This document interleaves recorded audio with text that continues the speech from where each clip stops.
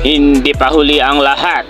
NBA dream ni Kai Sotto, posible pa daw ayon kay Jeremy Lin.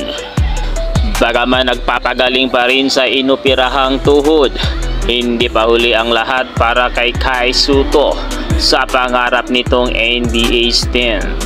Hindi man nakuha taong 2022 sa isinagawang NBA Rookie Draft, hindi pa sarado ang pinto para kay Kai.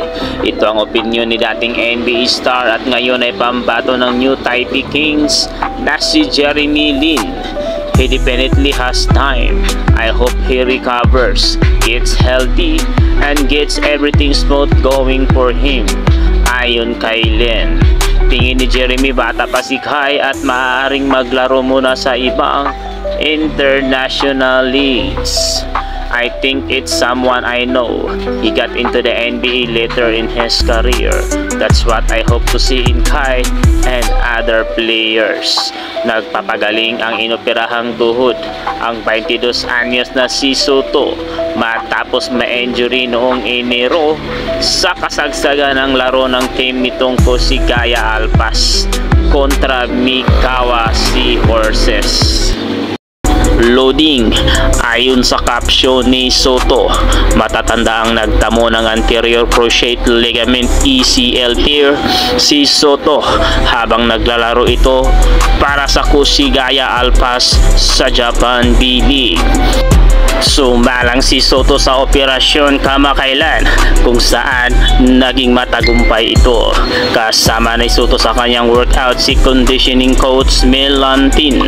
May hiwalay na post si Lantin sa kanyang sariling social media account kung saan aminado itong mahabang proseso pa ang pagdaraanan ni Sotto para makabalik sa aksyon. Still far but it's a start, ani ni Lantin. Ilang magagaan na workout lamang ang ginagawa ni Sotto bilang panimula upang hindi maargabyado ang bagong opera nitong tuhod.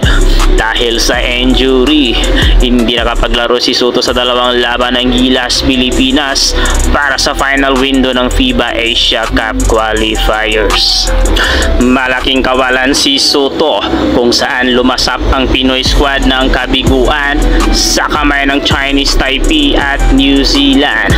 Dahilan para mahulog ang trupa sa Porto Marca para sa number 2 seed sa Group B.